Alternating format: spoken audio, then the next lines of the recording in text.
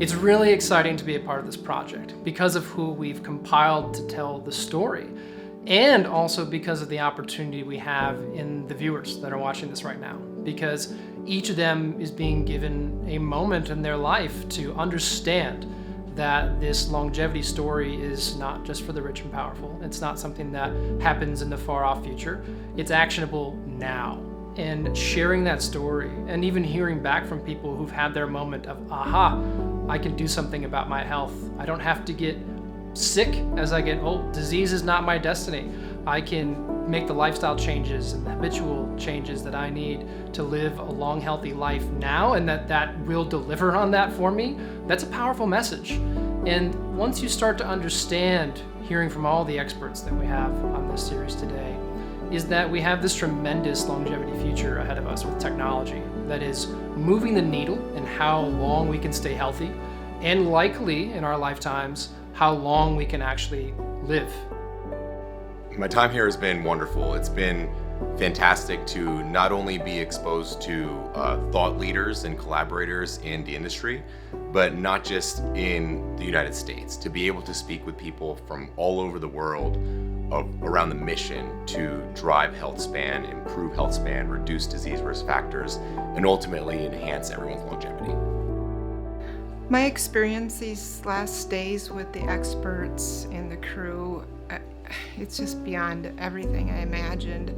I've learned so much, and it's getting me really thinking of where I want to go with things. I mean, it's ignited my passion for even being more well and doing more experiences in life, and helping other people too that are just like I am.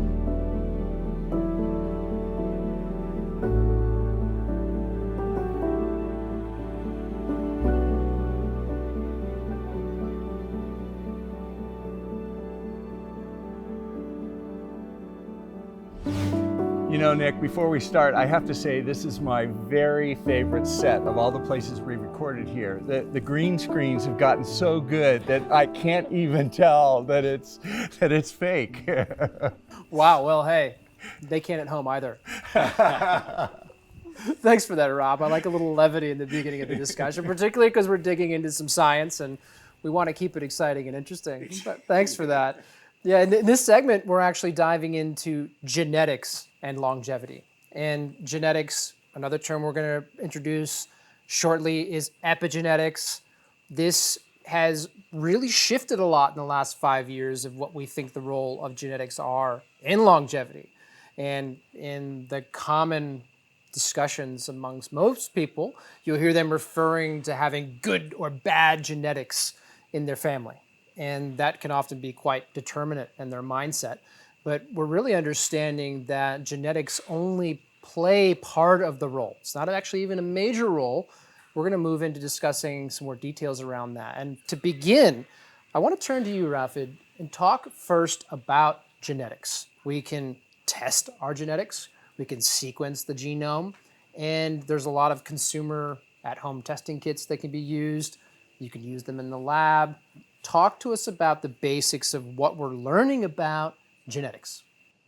So with now this plethora of readily available genetic testing, we're learning more and more about our own genomes, right? And this is just you said it best, it's not deterministic, it is not fatalistic, but it gives us assessments of our risk and some predispositions to what we may have disease-wise, what we may have in our hair color, you name it, right? That's what our gene pool essentially does. It codes all the things that we may manifest in ourselves, right? So now, and generally speaking, more data is always better than less data. And when it comes to longevity, there's obviously a lot of interest around like what are the genetic components that influence both my lifespan and my health span. Right, and actually I've had my full genome sequenced back in 2018. Cost just over $1,000 at the time. Back in the late 90s, we had the first genome sequence. It was a big project led by Craig Venter. I think it cost $1 billion to do that. Now we're getting genetic test kits at home for a few $100s, and this has really moved the needle in terms of the accessibility of that data. But what are we learning in terms of how that's applied, in the clinic when we have somebody's genetics, we have their blood biomarkers, what is that starting to inform in terms of decision making, in terms of risk? Yeah, I mean, the first thing is that it informs us that we may have an increased disposition towards one thing or another, but it also shows us that it's not quite as simple as that, right? So it'd be really great if every disease was tied to one gene, and we implemented some intervention on that one gene through gene therapy, and it would be better. That's generally not the way most conditions are. It's a multifactorial thing where there's a lot of snippets playing roles. So that's kind of elucidated the picture overall. But more to the point about longevity is that we understand now that, yes, certainly there's predispositions, but again, it's not fatalistic. Just because you were born a certain way doesn't mean that you are absolutely going to manifest X, Y, or Z. That's just not the case. There are certainly some predispositions around certain genes. ApoE is one, FOXO3 is another, just to name a couple. But we are understanding now that the genetics really manifest, if at all, later in life, right? We're talking like after the 7th or 8th decade of life. Really, up to that point, the main driver is more your lifestyle, right? And then we see that also with, you had mentioned about, I have good genes in this family, that kind of thing. That's a common muddy water area, right? Because, yeah, this family may have a lot of people who live, historically much longer, or maybe have a good health span. But very likely that household probably has the same lifestyle, right? Or very similar lifestyle as to one another who are in that same household. So for us to kind of blanket say, oh, genetics are driving this, it's a bit oversimplifying. But again, more data is always better than less, but you have to look at it in the context of the overall picture. Yeah, that's such a great point. I mean, the take-home message for me is, there's a joke about if you want to live for a long time, pick your parents or your grandparents. But it's really it's not that simple. And other than a few genetic diseases, for most of us, what's going to determine our longevity is not really the genetic factors that play the major role, but it's our lifestyle and the choices we make. So that's very empowering because we're in charge and we get to control the factors that affect our longevity. Right, and this lifestyle component, we're going to move on to talking about that in more detail because it influences a different part of the genetic picture. But before we move on to that, there's been a few really powerful examples in the media over the last 5 years around certain variants in the genome. The BRCA gene, Angelina Jolie having the double mastectomy. Another really interesting one was Chris Hemsworth revealing on a docuseries about longevity that he had that risk for Alzheimer's and the ApoE4 variants that he carries. These sit in our mind and often could feel like they're deterministic, but they tell us something different. They tell us about our risk. Exactly. Again, I'm going to say it for a third time because it bears repeating. It's not fatalistic, right? These are just risk factors.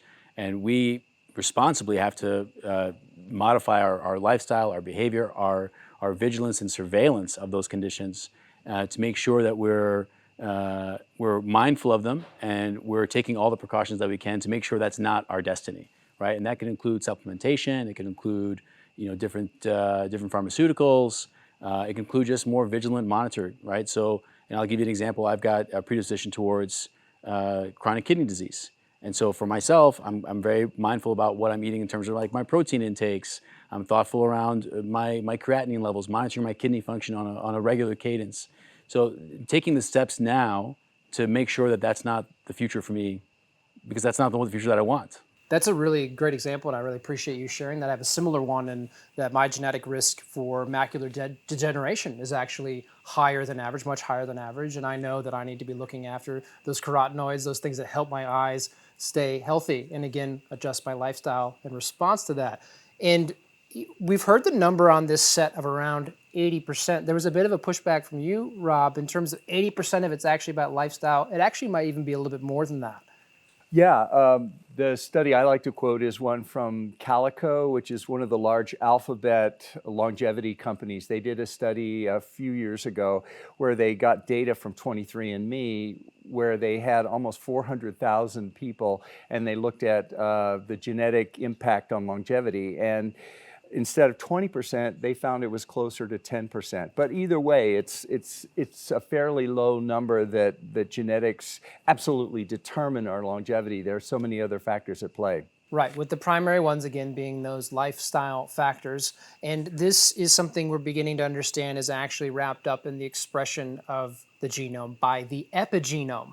So now I'm introducing another term, the genome being the ATCG combination in their DNA. I think my full genome sequence file was 6 gigabytes. It's a lot of information, but most of that's not used. And the part that is expressed is determined at the cellular level by our epigenome.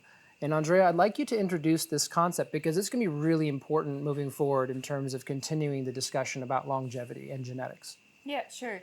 So our genes are just the book with all the codes, and we can read this book. But how beautiful is it that you can actually choose what page you're going to read? So think every page is one gene you need to be expressed to make a protein, for example. We can now determine if that gene is being switched on or off by being methylated. So we have the genome and there are methylation spots on it. And dependent on where these spots are, we are using our genes, so we are reading the book of codes or we are not using them. And it's so nice that we now learn that we can not only measure it, but we also learn where these spots are and what that means. So expressing a gene or not expressing a gene. So you might have a not so favorable gene, but there is a spot on it, and therewith you are not transcribing it, you are not reading that page. And that's being determined, for example, by lifestyle. If you are physically active or not, what kind of food you eat. And now we can measure the epigenome. At least in 800 or now, since a couple of months, 940,000 sites of our genome where the methylation spots are. And that's being measured, and out of that, we now established epigenetic clocks. So it's a biomarker of aging, so clocks determine how old you are.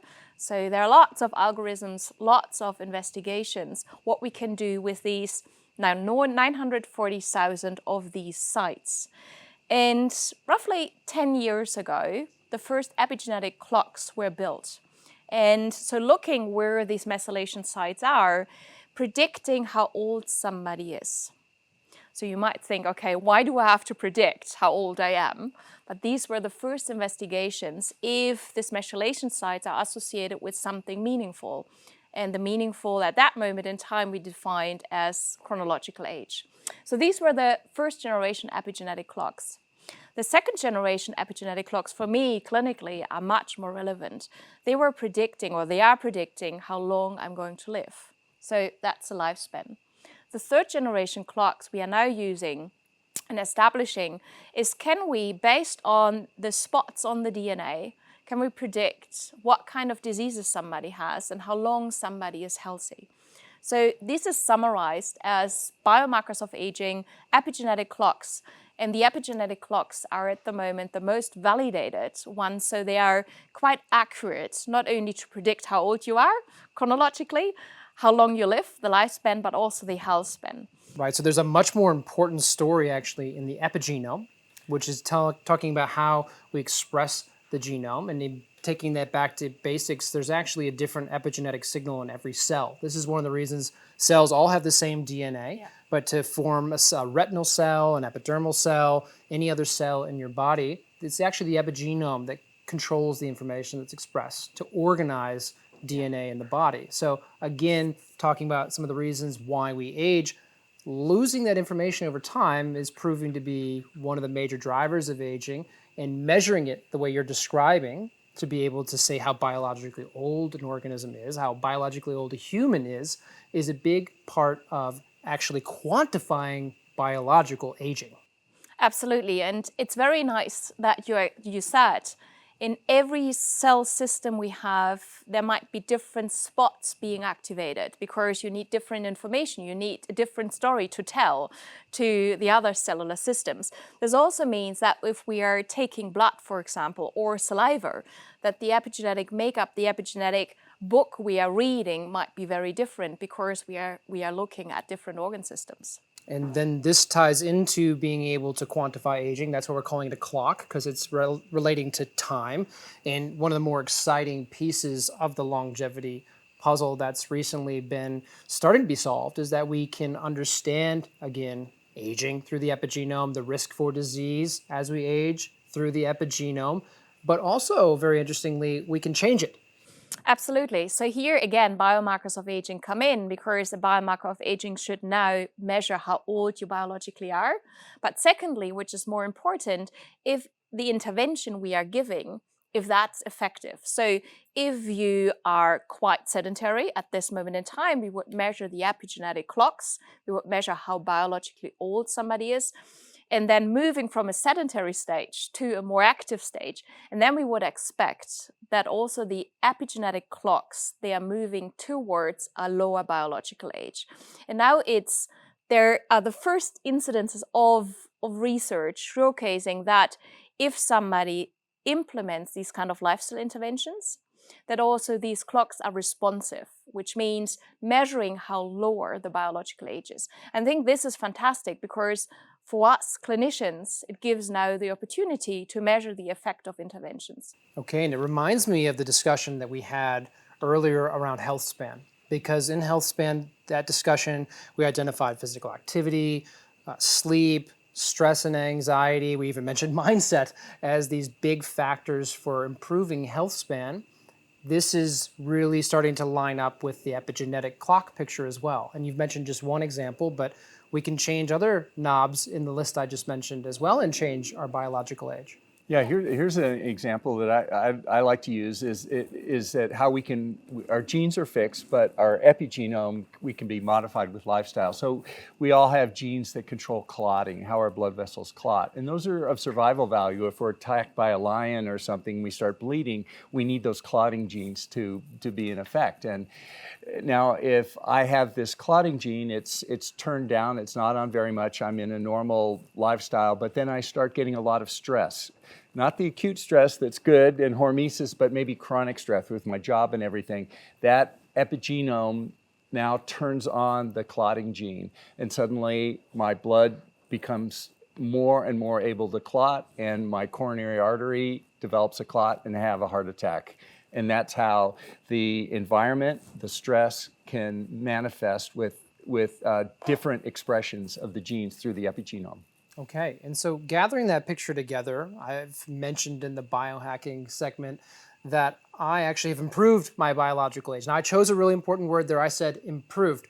If I were to say I've reversed my biological age, I'd love to hear what each of you think about that statement. Rafid? It's a loaded statement. So magic. Yeah. So I mean, when we talk about reversal, I think we get into the semantic area and we can be a bit gray. And the reason I say this is it's reversing it to what, right? Like what's your end goal? And we were kind of joking about this off to the side earlier, is that, if you're reversing it, there's, to age 5, age 10, like you can drive that argument to an extreme. I think improving it is more of a reflection of not just the outcome that you're driving for, but also the inputs, right? So when we talk to our patients, it's about the optimal lifestyle habits that they develop, optimal nutrition, and all that stuff can layer on, as we're discussing, to improve your biologic age. But it's improving it; it's not necessarily reversing it. And so the word improvement to me is actually more accurate because it's more of a reflection of the inputs. And that's a question I have. I'd love to get your input on it. With biological age, when they came out, you take a 50-year-old or a 60-year-old, and they do their chronological age, of course, is 60 years old, but their biological age may be 50 or 45 once they do these lifestyle changes and diet and exercise and everything. But to your point, we can't keep going back, can we? I mean, it seems like there's a window of 7 to 15 years that people can optimize with their lifestyle and all, but we don't see people rewinding 40 years. We don't see people rewinding into their 20s necessarily, unless they start when they're 30. So it seems like these biological clocks, at least in my reading of the literature, we can only back them up a little bit, and it's not like we can just keep rewinding, right? Or what's your take on it? I think You are referring to populations being changed, so especially in research studies. On individual level, in clinical practice, we absolutely see that you can lower the biological age by 10 or 20 years.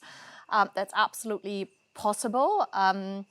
If you imagine that these kinds of clocks are accurate. I just want to mention that we now have the X Prize. So the X Prize has the aim to lower the biological age of individuals by at least 10 to 20 years in your three organ systems, that's the immune system, the muscle, and the brain. So having the assumption that we can do it because otherwise we wouldn't have this kind of X Prize, I think it's absolutely doable. If we are measuring the right thing, that's, I would say, another discussion. But maybe you were saying we are improving. I would say I would like to improve to optimize. What is your optimal as you as an individual and how to achieve that? And I think that should be the goal and that should be measured by biological age clocks. No, I think we're getting, so I'm going to get really semantic now, right? In between improvement and optimization. Optimization implies incorporation of the outcome being the most optimal outcome.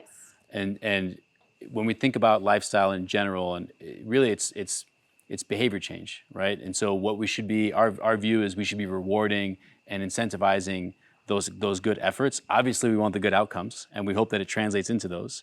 But for our patients, in order to kind of help them pull those levers to modify their behaviors, we use that terminology of improved rather than optimal, simply because I don't want to grade them if there's, give them a poor grade if there's something that's beyond their control, that's suboptimal, where everything they're doing is in fact very good and better. Yeah, but that's a good point, because we already said that our genome is so different between all of us sitting here. Right. So therewith, the optimal value might also be different for you compared to mean. Given their baseline optimal, yeah. Yes. So this is where we get to very, very granular. Like if they're 60 years old, is 50 years optimal, or is 40 years optimal, or is 30 years optimal? When is it optimal? It depends, based on your genome. For example, how I metabolize caffeine, how I metabolize vitamin D. So then there's an optimal level, which might be different to you, based on my genome.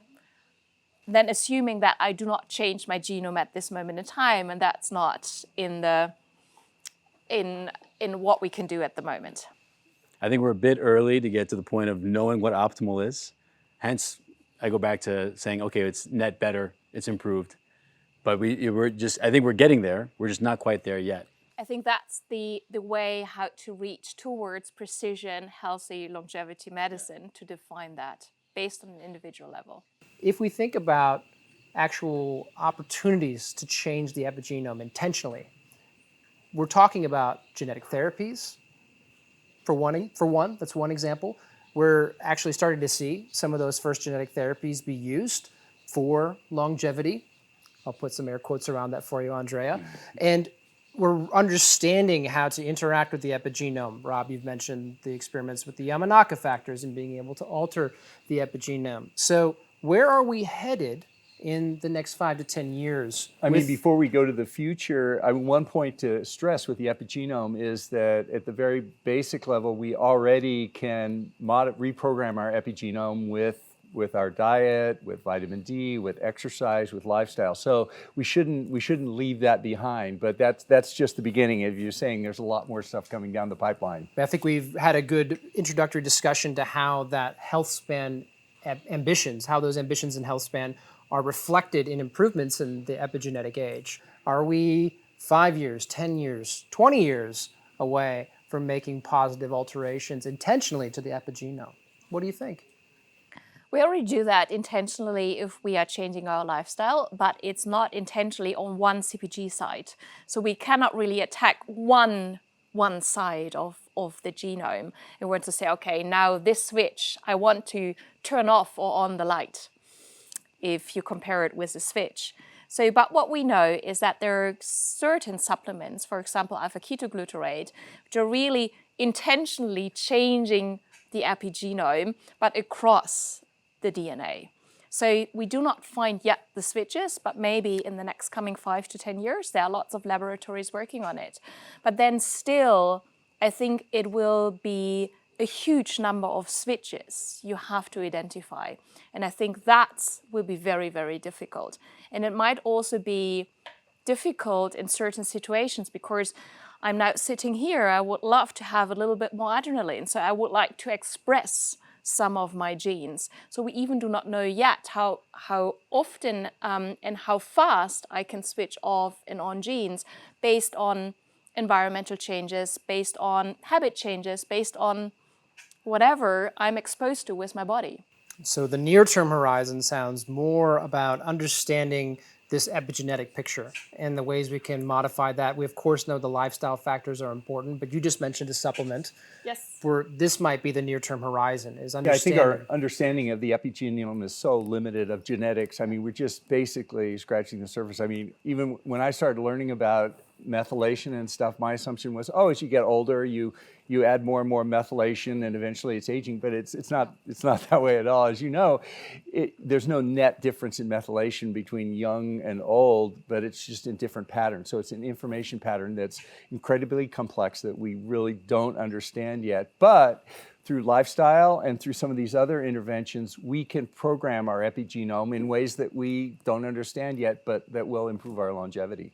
And that ultimately we're now able to quantify or improving a biological age measurement. So perhaps the near-term future is actually more focused on these biological age clocks and improving their accuracy and personalization. So it's very important that we understand what the process of aging is, which is the accumulation of damage, which is not being repaired. And we're accumulating that. And that's the reason why we have wrinkles in our face, that our organs in our body, our beautiful body, are going to decline. And we now understand that the aging mechanisms are the risk factors for age-related diseases later in life. And we now understand why we age. So why shouldn't we intervene? Why should we just watch our face becoming more old and our organ systems to become less productive?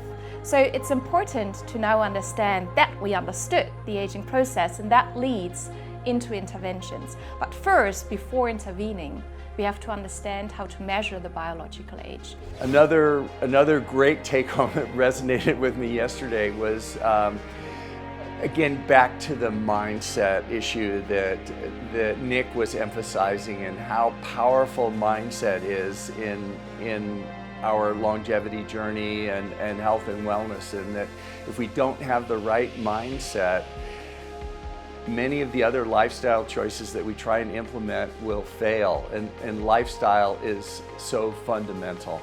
And just in general, the discussions have been very insightful, and it's not all that everyone's agreeing. It's we're sharing insights, we're sharing differences of opinion, and kind of the overwhelming theme is that we're all going to the top of the mountain. We may take different paths to get there, but we're all aiming for the same goals. And so having these conversations, having these debates about different aspects of the science it's been really insightful and really refreshing to have these colleagues at your disposal. Just over coffee you can chat about cellular death, right? So it's been pretty interesting.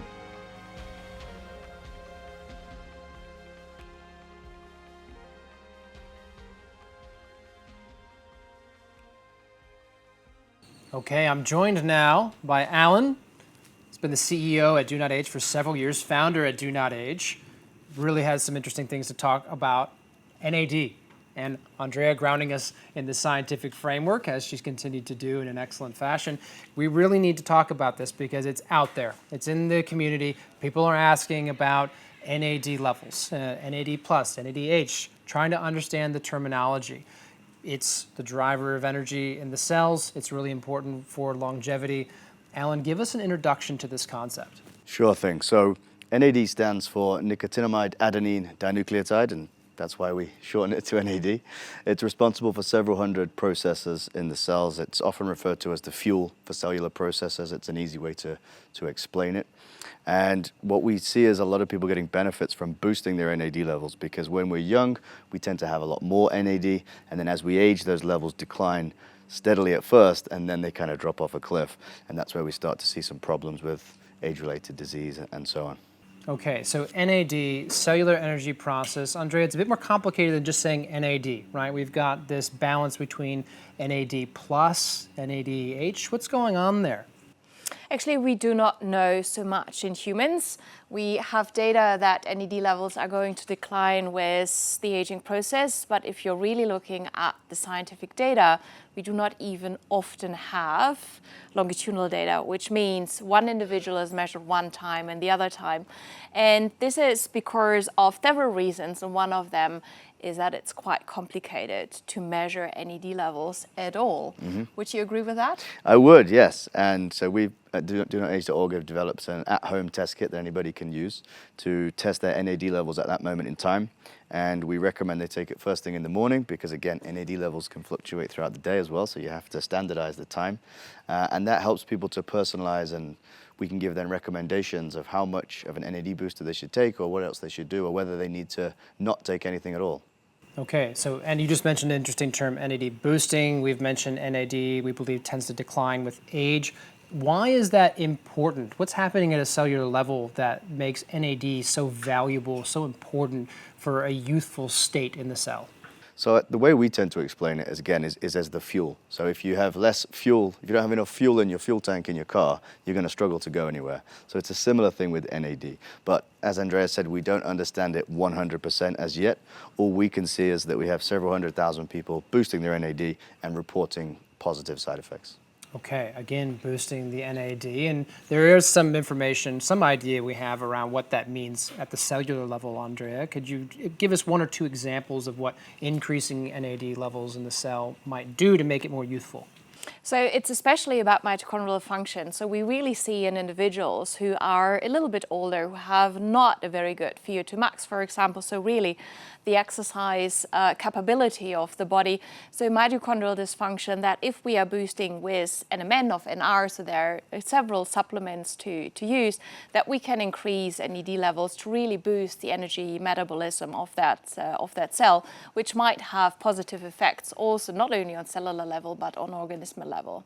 Okay, all right. Now, we teased it a few times, and I don't want to leave the audience hanging. NAD boosting, you just mentioned NMN. Nicotinamide mononucleotide, yes. All right, there's another Yes. one, NR. Yes. Nicotinamide riboside, yep, that's right. Okay, And NMN is the most popular one, and I think that's the one that we've done in most trials with, and I think you're the same, Andrea. And it is the most popular. It was popularized by Professor David Sinclair. And like I said, a lot of people take it with a lot of benefits, but there's still a question over how much should I take, and I think it has to be a personalized approach. And this is why we have those NAD test kits. all right, and so there's also a bit of debate in the scientific community around NMN, NR, does NMN, excuse me, make it into the cell, et cetera. But we know in randomized controlled trials that you've been a part of, Andrea, we know some interesting things about supplementing NMN. Yeah, so we tested in a randomized controlled trial, which means one group, if you have a group of individuals, one part of the group gets the drug, so in this case the supplement NMN, and the other one gets placebo, and we tested that in individuals who were healthy, roughly middle-aged, 50 years of age. For a couple of months we gave NMN, and the primary outcome was, okay, can we really see an increase in NAD levels? Because you already said, I think you were saying, okay, if we're giving a supplement, does it enter the cell, and can we increase the NAD levels? And the primary outcome was positive. So we were showing in the group who were getting 600 milligram per day of NMN and 900 milligram of NMN that they had a significantly higher NAD level compared to the ones who only get either placebo or 300 milligram. So we now know, you already mentioned, what kind of dosage to give to boost the NAD levels. What we were also able to show as a secondary outcome is that clinically meaningful parameters were positively influenced. So what do I mean? We measured the walking speed. So we asked individuals to walk 6 minutes, and we just captured the number of meters somebody was able to walk. So we are measuring the walking speed. And we also measured the quality of life. And both of these outcome parameters were positively influenced in the group getting 600 and 900 milligram of NMN compared to the ones who either got placebo or 300 milligram, which means that not only we showed that NMN might work clinically, but also that there is a dose-effect relationship. So the ones who only got 300 milligram had a little bit, but not statistically significant increase of the walking speed, but the ones who got 600 and 900 milligram. Which means, yes, we absolutely have to personalize. In a group level, we showed, okay, 600 and 900 milligram works, which also means maybe do not take 900 milligrams, just 600. And this is very important information. But we also looked at the NAD level change. So, and we saw a huge variation. So if I would get 600 milligram and you would get 600 milligram, our responses might be very, very different. So therewith, yes, I agree with you. We should measure NAD levels to really see, okay, does it work? Does it not work? However, what we also were able to show is that the effectiveness, the clinical effectiveness, was not dependent on the baseline NAD level, which means that we always have to measure it twice. So we have to measure first NAD levels, then giving that supplement and measure it again, and then having a greater response, so an NAD level increase, which then gives the more likelihood to have a clinically meaningful outcome parameter. So what you're looking at me, I think it's very complicated. That's absolutely true. So what I always also would advise, do not just take NMN, measure, but also seek advice of a clinician who really knows the field well. I love that you brought in that self-experimentation aspect, because of course I'm always advocating for that. Absolutely. I've used the NAD test kits. I've actually tried before and after data on NMN, NR, liposomal NMN, Yes. apigenin, a few different things. I actually didn't see my levels increase at the personal level. Now, again, I'm pretty young, I'm very active, and very healthy. But that personalization aspect really jumps in there. Now, versus Alan, I know you've had a completely different outcome. Yeah, that's right. So I take more than double what you were looking at in that study, and that's to get my NAD level to where I want it to. And again, it's very individualized. Yet we have a lot of our members that might only need to take 500 milligrams or 1,000 milligrams a day to get to where they want to get to. And sometimes they're a lot older than I am. So again, I think everybody reacts differently. And this is, of course, why we have the NAD test kit. Yeah. A little bit of caution here because we do not know what an optimal NAD level is. So the research is really not there yet that we can say, okay, this is optimal for an individual, because we cannot base it on anything at the moment. But this is such an exploding research field at the moment. There are so many studies at the moment out there and ongoing, and also observational studies to just see what consumers think and how they feel. I think it's very valuable. But I, as a clinician, would not even say, okay, I would know what optimal is. We know that if it's changing positively, NAD levels go up. That's very likely that's a positive thing, that it's not stabilizing. But yes, you are right. There are lots of non-responders, we call them, not changing in their NAD level by boosting it. Well, it continues the theme of personalizing, self-experimenting, figuring out what works for you. And again, those resources are available through the NAD test kits. Yes. We should probably clarify as well why people take NMN and not NAD directly. So the NAD molecule is just too big to be absorbed by the body. So, and despite the fact that you'll see online lots of NAD supplements, they're not actually going to raise the NAD level, at least not meaningfully. So that's why people use NAD, which is like a precursor to NAD. And there have been no studies where there was a competition between, for example, NMN, NR, or liposomal NMN. So we don't have that information yet. So therewith, we cannot guide our customers. Okay, so we have more science needed. That tends to be the theme in the longevity space. This is, again, where that availability of the supplementation, the test kits, is so important for the market, for people who want to get out there and try it themselves. We have some really solid science showing up to elucidate the picture, make it more clear. But one of the things we do understand about NAD that's really important is that it is fueling these protective gene proteins, sirtuins, in the cell that are particularly important for DNA integrity and replication in the cell. And in particular, there's one, SIRT6, that do not age. Yeah. You talk a lot about that, Alan. Introduce that to us, the sirtuins in SIRT6. So sirtuins, the way we describe them is they're the repair proteins. So if you imagine aging being an accumulation of damage, when you're young, the sirtuins go around and repair the body very well. And as you get older, the sirtuins become less and less active and can therefore repair the body less well. And we see the effects of aging. And so There's 7 sirtuins. They're very not very well named, just Cert1, Cert2, all the way to Cert7. And Cert6 is the one that's been identified as the most important in terms of aging, because when we look at centenarians, healthy centenarians, so people that are over 100 years of age, active in their body and in their mind, they have very high levels of Cert6 activity. Professor Michael Kaufman has done studies on it and spoken about how he believes Cert6 is the most powerful longevity gene.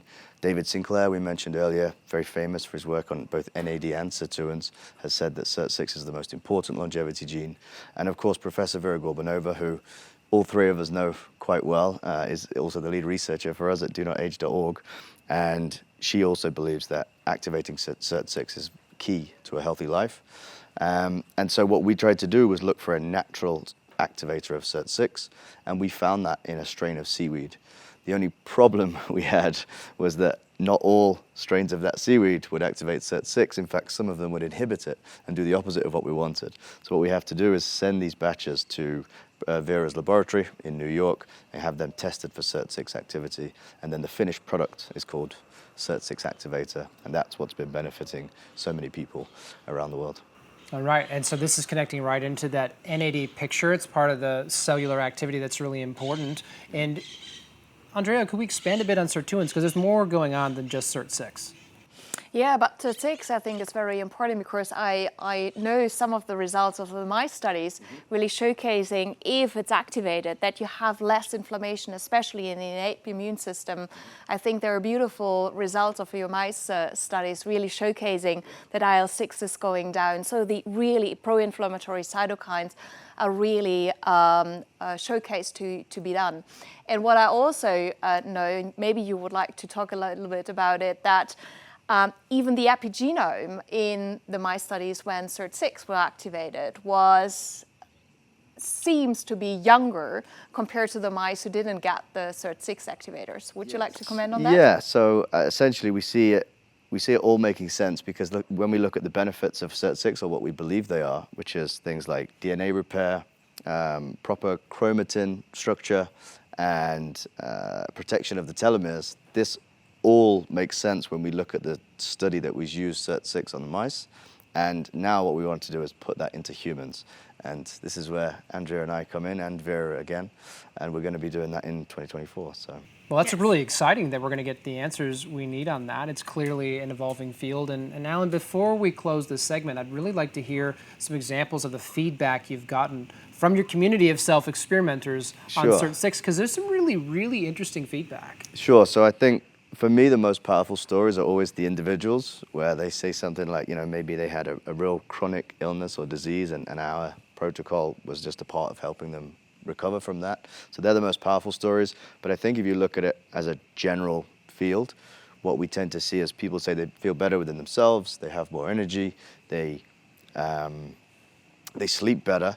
But then also, because Cert6 activator has been around as a supplement for just over 2 years now, we're seeing the people that started taking it are saying that they're feeling pretty constant throughout the 2 years, but when you look at their biological age, it's not increased in those 2 years. So they're 2 years older, but biologically, they're not much older. So sounds pretty exciting. It is exciting. And I think that's really how it should be. So there's a new molecule, testing it in animal studies, translating it into the human studies, and really showcasing that it works. So it doesn't work, so we will have the answers quite soon.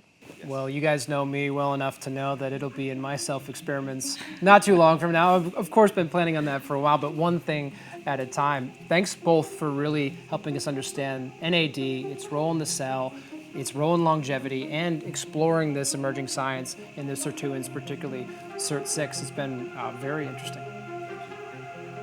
For somebody that wants to start their health optimization journey, I think one of the first steps would be to evaluate the situation, the starting point. And the way to do that is by looking at 4 main pillars of well-being. Those are diet, exercise, sleep management, and stress management.